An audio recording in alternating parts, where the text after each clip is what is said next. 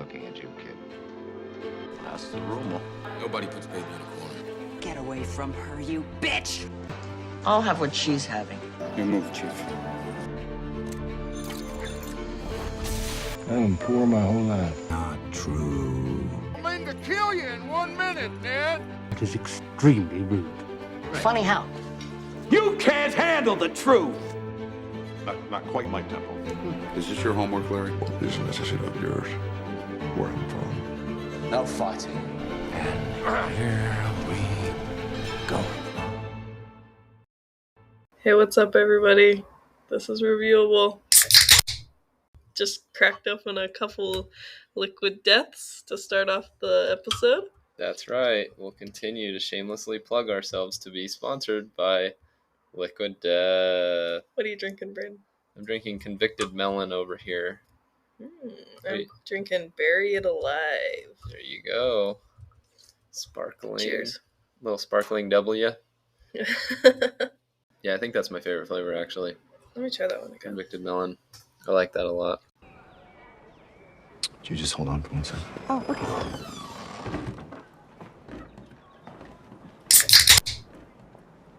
Sublime! That is a really strong sparkling water flavor. Extremely. Yeah. This is the flavor that got me onto the train, because I've had LaCroix and I don't like LaCroix. Oh, Braden does not like LaCroix, which is sad because some of their flavors, in my opinion, are really good. But like I tried this one and it was really strong. Yeah. And this is the only sparkling water that I've liked, and since then I've started getting into it. Sweet. But not LaCroix. We're a Liquid Death family now, right? Yep.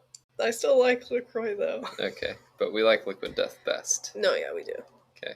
Well, this week is going to be a little lighter because we didn't finish a show. I didn't read a book. Oh, you didn't? No. What the hell? Are you kidding me? Well, I'm in the middle of one, so... Oh, what are you reading? Do I say... Okay, I'm reading Death in Florence. It's about the Medici family. And is that how you say it? You say Medici, not Medici? Yeah, it's Medici. Okay. Because the pizza restaurant is Medici, but the family is Medici. Yeah, do you want to tell them why you're reading about Florence? We're going to Italy. Yeah, we might go to Florence while we're there. I really hope we do. Florence has been on my wish list to go to since like 7th grade. Really? Yeah. Why? Because I took AP European history. In 7th grade? No. No, not 7th grade. Not sophomore year. Okay. So what is that? So that's year 10. Okay. 10th grade. For our Europeans listening. And then in the class we had a unit about the Renaissance, and Florence is basically responsible for the Renaissance, the Italian Renaissance.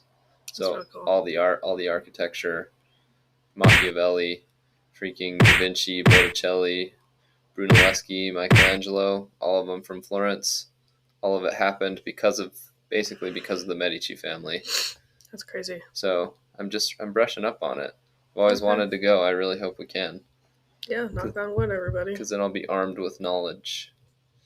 And I'll be able to be like, and did you know?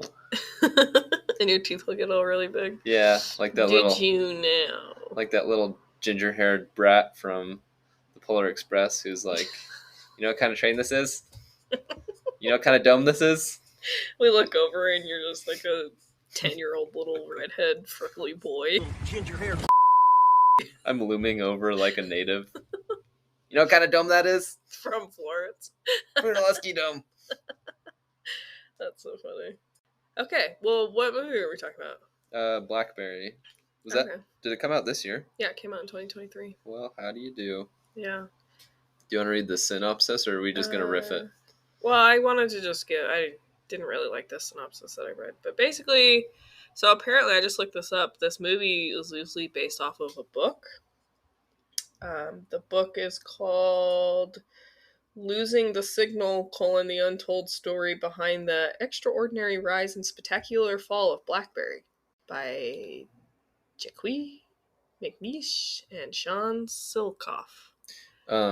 If there's any Zoomers in the audience that don't know what a Blackberry is, look it up, please. I figured out. Yeah, you should Big dumb idiot. you should know. Seriously. But I don't know. mean, they were revolutionary. You wouldn't if you were born like post. Like after me. Anytime after me. I feel When was the iPhone released? Because that's what killed the BlackBerry. It was the first smartphone. In case you haven't caught on, 2007. we didn't really explicitly state it. So I guess So the movie's about. if you were born post 2007, you probably never had a family member that Just had early one. 2000s. Even a 7-year-old doesn't. Yeah. I don't know. All right. But basically, the movie's just about the creation of the phone Blackberry and the company and all of that. And it's basically just Mike and Doug are the creators, but they're friends of this company, RIM. RIM. Yeah, that's what I said. No, not AM. I am. RIM. I thought you said AM. No, RIM. Oh, okay. And they have this idea for email, texting, phone calls, right? Yeah. For in a phone. I don't know if And texting was a internet. thing yet. Oh yeah, internet. Yeah. Just like internet and email on a phone that's mobile. And so they're trying to pitch it to this guy at a company, and the guy is a total dick. Totally ignores them, blows them off 100%. Long story short, they end up working with him, Mike, and the character Jim. Mike and Jim end up being co-CEOs. Jim is the dick, by the way. Jim is the dick, yeah. He's big old dick. He's Dennis from Always Sunny. Yeah. So it's hard to see him differently. But Jim and Mike are co-CEOs of this company, and it's basically their journey through getting super big, BlackBerry being a huge success, and then their eventual downfall when the iPhone comes out. Which we just spoiled. But that's fine. Huge spoiler, almost 20 years ago. Yeah. But that's good synopsis. That's what it's about. It's really I was really pleasantly surprised by it. Yeah, me too. I don't think I really knew any I don't think I'd read or watched anything about it. I think we'd seen a trailer for it or something, and I knew I wanted to watch it. But besides that, I didn't really know anything about it. It was one of those ones where you're like, you scroll past it and you're like, oh yeah, I did want to watch that. And finally we just did. And we did. And it was really good. Yeah. And something that I thought was interesting. So Mike in the movie is, at the beginning of the movie, is this really quiet, nerdy, soft-spoken dude. Yeah. He is a huge tech guy. And that's how he can interact with people, is by relating it to tech, I feel like. And Jim, 100% a business guy. I'm a businessman. He doesn't understand the tech 100%. Like a ruthless one, though. Yeah. I want to make my business successful. Because he gets fired from his first job. For being too ruthless. Because, he wants to do this big pitch to a company that he doesn't work for a VC firm. It's something like that, though. And they're talking to this company because they're going to acquire them. And he wants all the spotlight. And his boss tells him, no, your coworker is going to give this presentation because he was up till, 2 a.m. last night preparing these tax documents. And then Jim has his assistant send in the tax document, all that research and prep that his coworker did right before the meeting starts. And then he just hijacks it. And then he gets fired for it. He gets fired for that, yeah. At least in the movie. Who knows if that's we why didn't he got read fired. the book. But, Jim, ruthless, Mike at the beginning of the movie, you can almost step all over him. And his friend Doug really kind of helps Mike in that way. Helps him, backs him up and helps him stand on his own 2 feet and helps him be heard. And towards the middle of the movie, I felt like Jim and Mike are perfect. They really complement each other. Yeah. Jim, still the businessman, Mike, still the tech guy, but Mike explains things to Jim and Jim explains things to Mike, and I feel like they wouldn't work. The company wouldn't run as well if it was just Jim or if it was just Mike. Yeah. I mean, it wouldn't exist at all because Jim got them their meetings and Jim got them their first big break, and Mike made the technology work. He made the phone work, plus all the other engineers that helped them. But and had standards for the company that he didn't want things manufactured in China. Yeah, He wanted things to be done. Yeah, that's kind of like a important subplot in the movie, and symbolic as well of where BlackBerry starts and where they eventually go. We'll talk about that, I guess, we can talk about it now. So at the very beginning, they make it very clear that the reason that there are deficiencies in a lot of technologies that people use is because they're manufactured in China, and the factories in China don't care about quality, about the little things that engineers care about that are making it in-house. So Mike says that they're never gonna make anything half-assed. They're never gonna make anything in China. And then by the end, Mike has become so desperate to compete with Apple and because the iPhone is being launched and everybody is very taken by it, and they have forgotten about the BlackBerry. And Mike eventually becomes so desperate to compete and get his product out before the iPhone that he says, "Yeah, let's go to China. Let's start making these in China."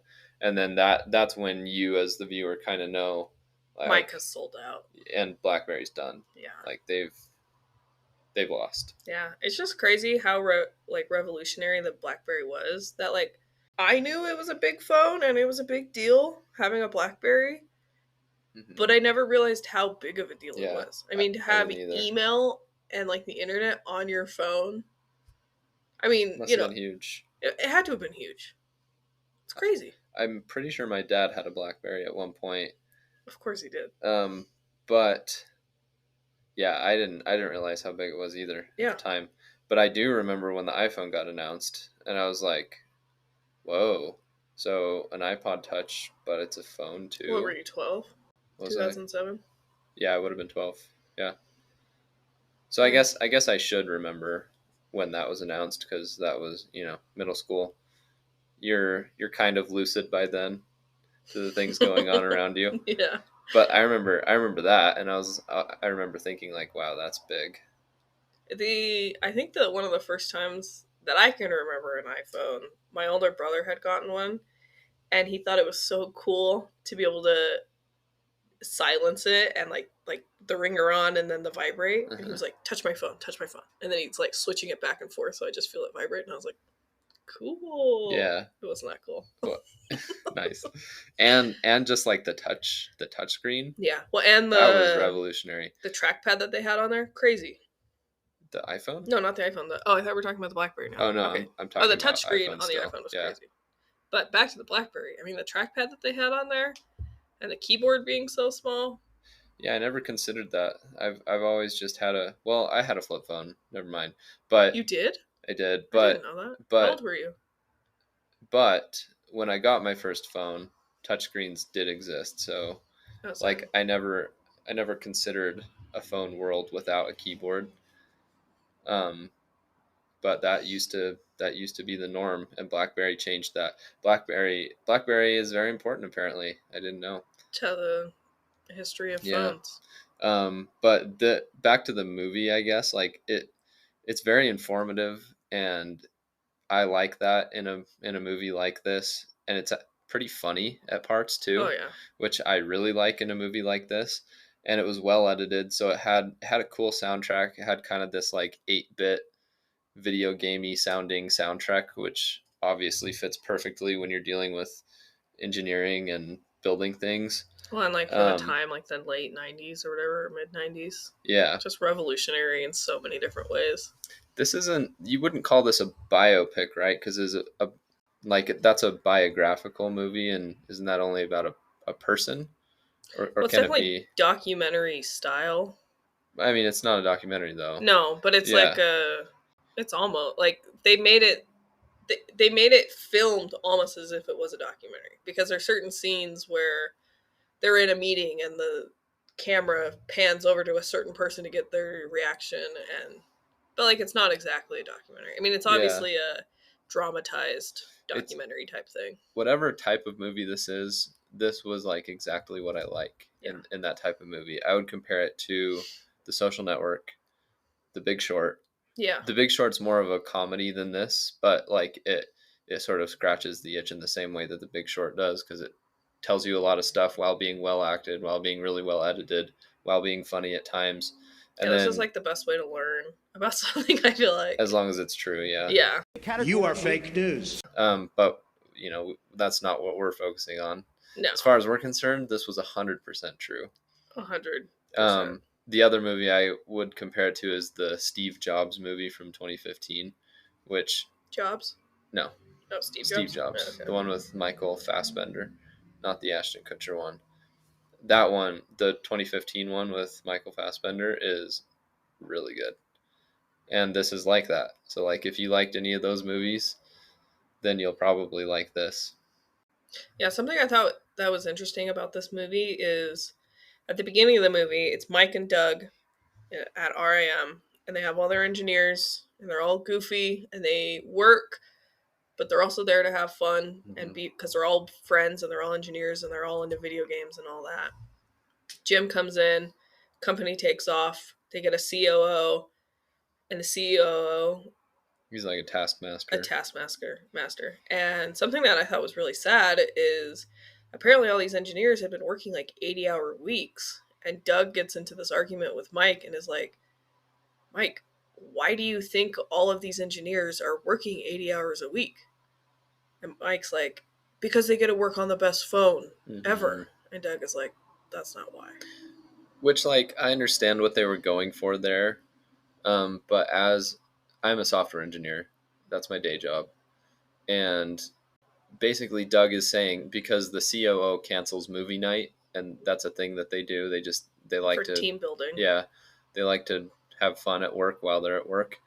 But I was like, okay, even if you gave me a movie night, even if you have what Google has with chefs in-house and, 3 square meals a day, you can bring your pet to work. Like, there's no way in hell I'm working anything more than 40 hours. I'm just not doing it. Like, so that part I didn't really personally buy as an engineer, but I get the sentiment because Mike has lost sight of what made RIM a special place to work, or Blackberry as it eventually became. No, it was RAM the whole time. No, I think they rebranded. I think they were always RAM because even at the end it said RAM. Oh, yeah, okay. Yeah. So RAM made Blackberry. Right. Didn't they like change their name to Blackberry to sort of cover the bad publicity that RAM had after I don't think the end of the movie? I read that Mike stepped down as CEO in 2016 from RAM. Oh, I looked this up after, by the way. So Jim, Mike, and Doug, one of the things that the film tells you at the end is Doug sold his shares in 2007, right before the market crash and right before Blackberry just started sucking. So he sold it at the all-time high for Blackberry, and he's secretly one of the richest men in the world, which is good for him. So happy. But apparently they're all just filthy rich. I believe it. Yeah, like even though the SEC got Jim in trouble, he's still a multi-billionaire. That's so crazy. Yeah. Anyway. I mean, it like sucks that he did some shady things, but like I'm still happy that like he's rich. Oh, Jim. Yeah, he took a lot of risk. Yeah, he did. After he got fired from his job that they show at the beginning of the movie, he mortgages his house. He puts a second mortgage on his house to pay their employees. Yeah, at RAM. Yeah, because they are just in debt. So yeah, he took a ton of risk. Yeah, but this was a really good movie. Should we rate it? I covered all my notes that I had. It was just hard for me to get past like thinking of Jim as not Dennis from Always Sunny. Yeah. And that he was like partially bald on top. He's very loud in this movie. Oh yeah. Yeah, he yells a lot. Oh, all the time. Oh, Parents Guide. Oh yeah, language. Yeah. I would say is the only thing. So it's rated R for language. Yeah. There's a decent amount of it. Like it's, but that's the only thing. So, I'm gonna compare it to Steve Jobs if you've seen that. Although not very many people have seen that movie. Well, or The Big Short with language. I mean, The Big Short has a little bit of nudity in it. Just the girl in the bathtub, right? In the bathtub? Oh wait, I guess they go to a strip club. Yeah, they go to a strip club. Okay. That's what I'm thinking. But there's less language in this than there is in The Big Short. Yeah. Probably about the same as Steve Jobs, I would guess. Oh, something I wanted to say about this movie is Jim. Marketing strategy that he has all of the marketing and salespeople go out to like country clubs and bars and golf courses, and he's like, be as loud and funny and draw as much attention as possible while using these phones. Yeah. Because he wants all of these rich people and all of these people just as a marketing strategy. Just to be obnoxious with it. And, they show these sales guys out there at bars, and he's sitting there by himself, dying laughing. And everyone's like, what the heck is this guy talking about? And then, like, the next scene is, like, all these people around him while he's using this phone, and everyone's laughing. I just feel like that's such a amazing marketing strategy. Yeah, I think he says he wants to make it like a status symbol. Yeah. So. And it really is. So it was. I don't know if it was the first phone that was a status symbol, because I just don't know what came before it, but like... Well, I don't know when the car phone was, but the car phone was pretty cool. But like, you can definitely imagine Apple taking notes, right? Yeah. Because that's how iPhones are in America. Like, if you don't have an iPhone, then... And the latest one, or whatever. Here you are all equally worthless. And my orders are to weed out all non-hackers who do not pack the gear to serve in my beloved car. Yep. It's dumb. Oh, something else was when the Apple was releasing their first iPhone, and they released how much the phone was going to be, and it was like $600. And they were like, nobody will ever buy this phone for $600. That's so expensive. Wait, and now... What is that in 2007, though? And now iPhones are... what, $1,000 is like the minimum. Right. Back then, so that would have been the equivalent of $800. So they've gone up an extra $200. It's crazy. Or 800, so about 900. 882 is what that would have been. Should we rate it now, or is this another red herring? No, you go first. You rate it. Okay, so I'm gonna give this 8.5 darkly colored fruits out of 10. That was a good one. Yeah, you like that? Okay, I think I would rate it an 8. Disgruntled CEOs. No, oh man, why didn't I think of something before? SEC investigations. No, 8. Dooms. Red headbands. Oh yeah. Out of 10 red headbands. Yeah, solid, really good, really solid movie. Yeah, it's really funny. Yeah. And if you're okay watching a movie with language, that's all the parents' guide that I would say was in there. Yeah. Just language. And it's interesting. Yeah, it's fun. It's a fun movie. Okay, so we don't have a show this week. We did not finish a show. I guess you have a book. I don't have a book, but I have a video game. Did you watch a TV show? No, I didn't. I finished a TV show this week. Let's not. Let's just do book, video game, and then separate stuff. Yeah, my separate stuff is the TV show. It's the TV show. Okay. Yeah. Cool. So you do book then. Okay. So I read this book called The House Across the Lake by Riley Sager. Okay. And it's about this woman, Casey, who her husband dies. He drowned. Her family owns a house at this lake. Okay. And her husband died the previous 14 months before the start of the book. He drowned at the lake. And there's only 4 houses, I think, on this lake, so it's pretty small. Wait, what's the main character's name? Did you say? Casey. Okay. Casey. And her husband, Len, drowns in the lake. And so her mom basically, she's an actress, and she started off as she's a kid actor. Her mom was on Broadway, and her mom really wanted her to be an actress, whatever. She's an actress, and then switches over to like plays on Broadway. Okay. And after her husband dies, she turns to drinking, starts drinking a ton. Her mom basically sends her... Wait. She's a child actor, but she has a husband? Well, she was a child actor, and then she grew up, sorry. Okay. She was. And then she grew up. She's like in her 30s now, and then her husband drowns. Okay, her mom sends her to the lake house after this huge scandal happened in New York to basically have her dry out. And while she's there, she doesn't dry out. Her neighbor, Well, yeah, she's in a lake. You got to go and live in the lake. Hey. She's so drunk every single day. and she finds these binoculars in the house, and one of the houses across the lake is super modern, and it has like all of the glass windows. Okay. So she's super bored. She has nothing to do. She doesn't want to watch TV. She just sits out on the porch all day and drinks. And she finds these binoculars in the house, and she starts spying on the neighbors across the lake. It's a husband and a wife. And she sees them arguing and stuff. And then, like, the second day she was on the lake, or at the lake, she sees her neighbor drowning. And so she gets in the boat and goes out and saves her. And basically, this is like a little mystery thing, because like a couple days later, the wife, the one that she rescued from the lake, goes missing.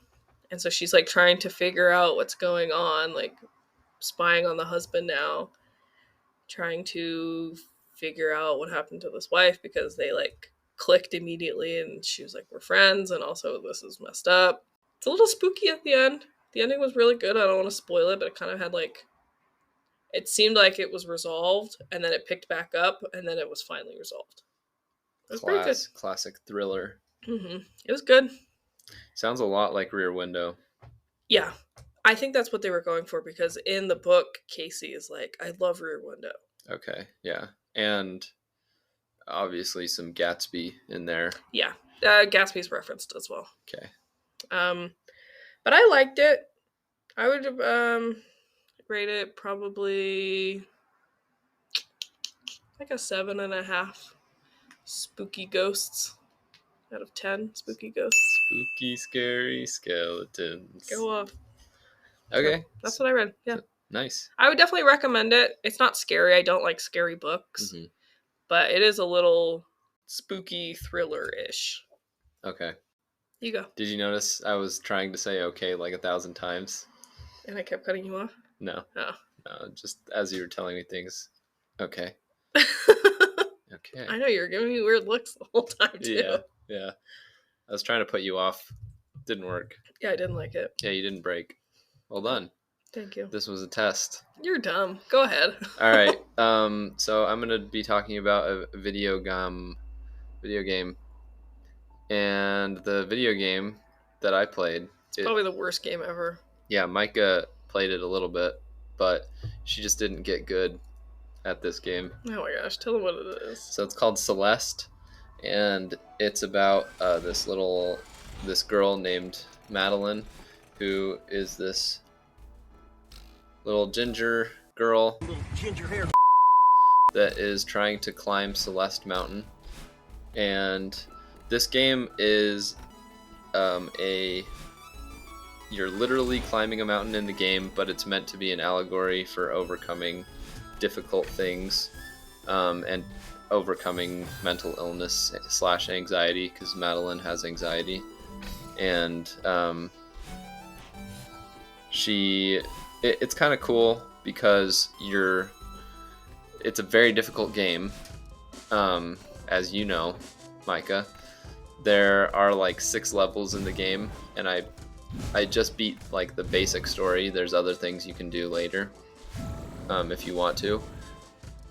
And I died like over 3,000 times trying to clear those 6 levels for a combined total. So it's how many of those do you think were mine?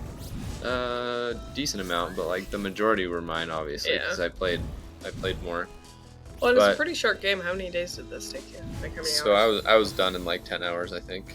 It's kind of cool because it's this really challenging game, so it's a metaphorical mountain for you to climb, and in the game you are literally climbing a mountain to beat the game, and the character is trying to climb the mountain to accomplish something, while the player is guiding her to the top of the mountain trying to accomplish beating this hard game. So it's kind of like a cool little metaphor, which is why people absolutely love it.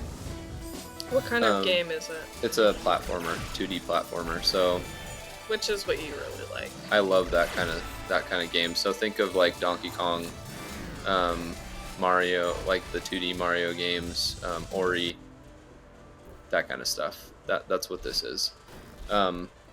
thankfully, even though you die a ton of times, it's very generous with its checkpoint system.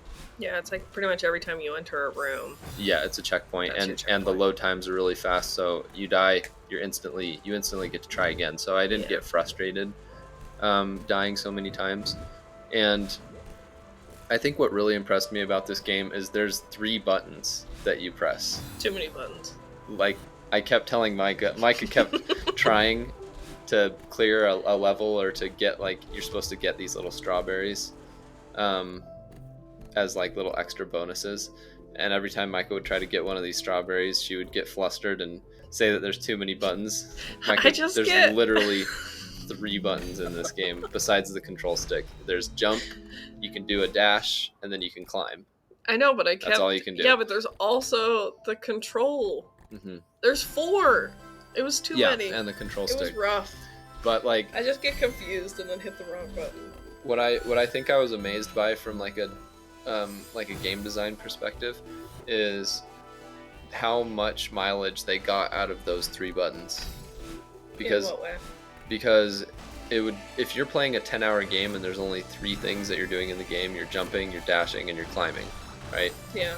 That could get really boring after like 2 levels. Yeah. But like the amount of... Yeah, without adding more skills is what you're talking about.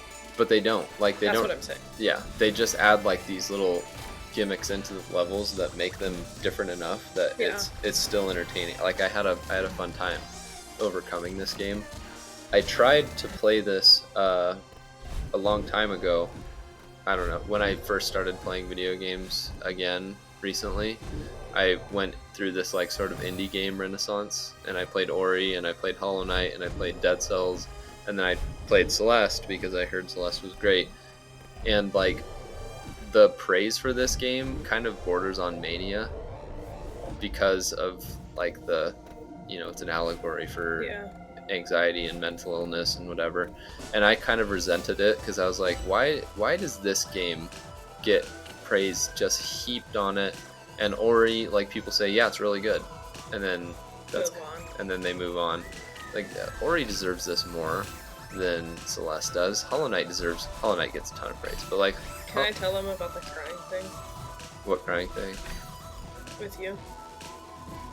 Oh, yeah, the only game. Okay, so Braden and I have known each other for like 5 years, and I've only seen him cry twice. He didn't cry at our wedding. Well, neither of us cried at our wedding. But once was when our cat ran away. Braden cried. Yeah. Justified. The second time was when Braden beat Ori. 2. The second Ori. Okay. Yeah. Whatever. Boo-hoo! Boo-hoo-hoo! And he cried about it. And I like came out of our room after taking a nap, and Braden's just sitting on the couch, tears streaming down his face. Yeah. I will talk about Ori at some point. Yeah. Because those 2 games are my favorite games ever. Yeah. Freaking masterpieces. Oh, it's so pretty. Anyway, I still think that Ori and Hollow Knight are better than Celeste, but I've come around, and I think that this is actually a very good game. And if you are interested in 2D platformers, if you're interested in like it's like an 8-bit pixel art style, if you're interested in that sort of a thing, then definitely give this a try. I think it's free on Game Pass, so maybe just give it a try anyway. You might like it. Was it pretty? Did you think it was pretty? I thought it was decently pretty. Yeah, that's one thing that people love about it too, is they say that it's visually so amazing. I'm comparing it to Ori the whole time, and Ori is much more impressive. Oh yeah, like, it was a completely different art style. It is, but like, by every metric, Ori is more impressive. Yeah. Like, clearly more work went into making it look the way it looks than went into Celeste. Not to say that like they didn't try with Celeste, it's just they were going for something that's a lot easier to do, which is like the 8-bit style. And Ori's going for more of like this super artsy. Yeah, it's almost like a Pixar movie. It's like almost like watercolor. Yeah. Hyper there's realism. Like, there's hand drawn mixed in with computer generated, but like they had to spend a lot of it's not AI generated, like they did a lot of that on the computer painstakingly themselves. It doesn't look as good as Hollow Knight in my opinion either, It definitely doesn't look as good as Cuphead. Well, what was your favorite part of this game? The gameplay. Okay, did you feel like the story was good? Yeah, I thought it was like, I thought it worked. It worked well. Because it's not a super long game, so it's No. not like the story needs to be super involved, right? I wasn't like enamored by the allegory, like a lot of people are. Do you think that's because, I mean, tell me if I'm wrong, that you haven't really struggled with like mental health Yeah, stuff? that's part of it. But also I think that, like, I don't want to say it felt like a gimmick because I thought it worked pretty well for what it was going for. But at the same time, it almost did feel a little bit gimmicky. Like, yeah. Did you hear that voice crack?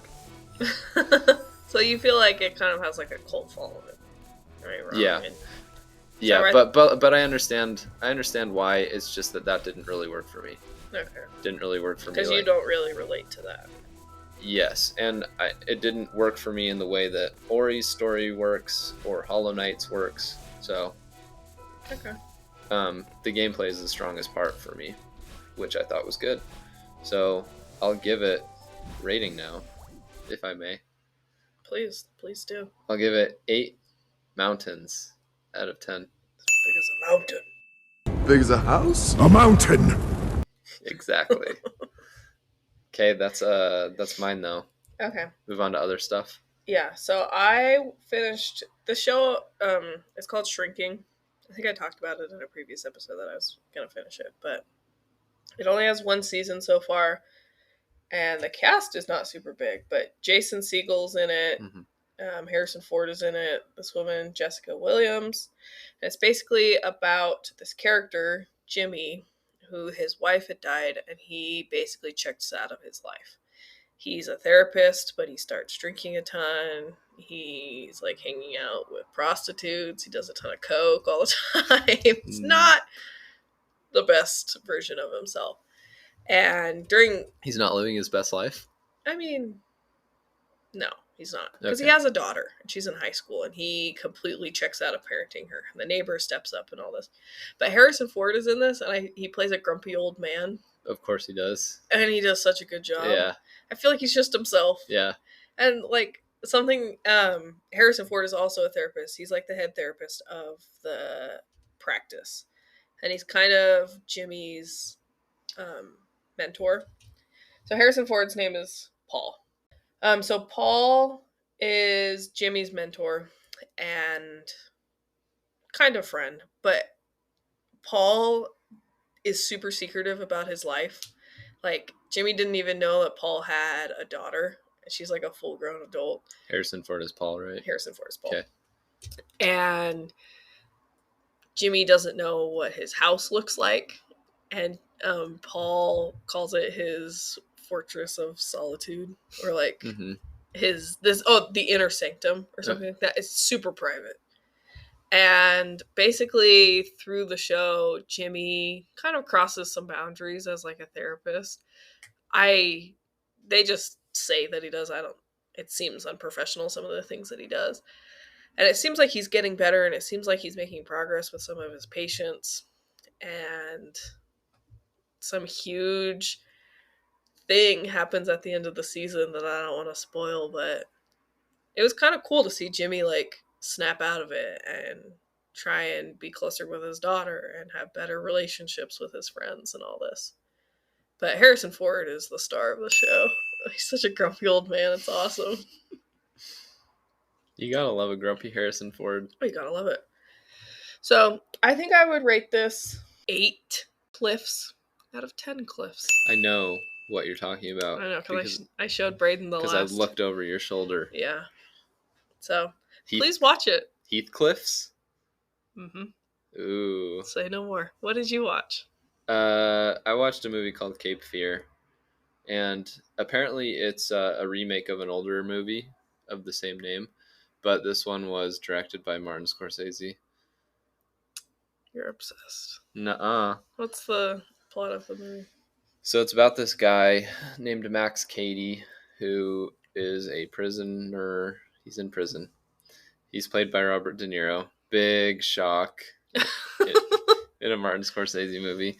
But You see him at the very beginning of the movie, and he's working out, getting huge, doing push-ups, doing ab crunches, getting strong, getting swole, and he's got all these tattoos on his person that are very ominous looking. And then there's this big scary music playing, and you just see him, working out. You see all these books that he's been reading, and it's all like philosophy and law and like religious. In his cell. And then he gets released, and he's out into the wild, and you just know that this is not a guy that you want to be letting out into the wild. What was he in prison for? So you find out that he assaulted a woman. I don't know if I'm allowed to say the R word. If YouTube might demonetize it. But that's what he did. And his lawyer is played by Nick Nolte. You know him from... You sounded like a gosh dang maraca. Over Warrior. Yep. I know they're on you, Tommy. You sounded like a goddamn maraca coming through the door. Okay. People might even just guess who, picture his face just based on that voice. That's how he talks. But he's like the devil you know. Exactly. The devil you don't know. That's him. So he was Max Cady's lawyer, and he's got a family, and you find out that he suppressed evidence to get Max Cady put in prison. That maybe could have got him. Wait, so he was the prosecutor? Max Cady's lawyer. He was the defender. And he hid evidence? Yeah. To help him get a lesser sentence? That would have helped him maybe be exonerated. His lawyer basically put him in prison? Yeah. His own lawyer? Yeah. And he did it because he saw like the pictures of what Max Cady did to the girl. And so he was like, yeah, I'm not really going to try that hard to get this guy exonerated because he needs to go away. And basically it's a revenge movie about Robert De Niro trying to just exact revenge in every way possible against his lawyer. Yeah. Wow. So, it's a thriller. It's thrilling. It's kind of scary. It is kind of, but like I found it just to be kind of uncomfortable because of the R word. And when he gets out, like Max Cady does that, like there's this secretary, or no, she's a court reporter that Nick Nolte is kind of flirting with, that he works his with. Lawyer. Yeah. And Max Cady seduces her and assaults her and puts her in the hospital, almost kills her. The R word? Yeah. Jeez. So that happens. Also Nick Nolte has like a daughter that's supposed to be 14, and Max Cady seduces her. And it's not like graphic, but it's still just very uncomfortable because what the age difference is supposed to be between those two characters. And his whole like plan is just to basically do this sort of thing to everybody that Nick Nolte cares about, and just drive him to the brink of insanity because he knows he didn't do a good enough job. Yeah. So that's another thing is apparently before he went to prison, Max was like illiterate, and then he just by sheer willpower becomes like basically a lawyer because he spends I think 14 years in prison. So he reads all the law books. He is very informed on... But did he do it? Am I allowed to ask? Did he do the crime? Yeah. Yeah. That he got put away for? Yeah. Yeah. Yeah, he's guilty. Okay, so who are you even rooting for in this movie? I'm sorry, You're going. Rooting for Nick Nolte and his family because, okay. Yeah. But basically he comes back as this like very well-read, he's read philosophy, he's read law, he's read up on the law, he understands exactly what Nick Nolte did, so he becomes this really like formidable, scary antagonist who is really strong because he's been getting big, he's been getting swole, he's been lifting them books. And then he like trains himself to basically be impervious to pain, so he like it's really hard to hurt him. Jeez. Anyway, so did you like it? No, I wouldn't watch it again. I don't think. It's just too uncomfortable. So yeah. I'd give it 5 out of 10 big scary theme musics.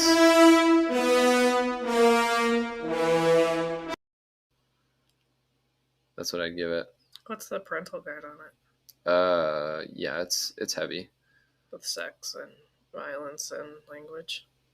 There's nothing like graphic that they show for sex, but like, but you know what's going on. It's almost worse when so it's they like force you to imagine it.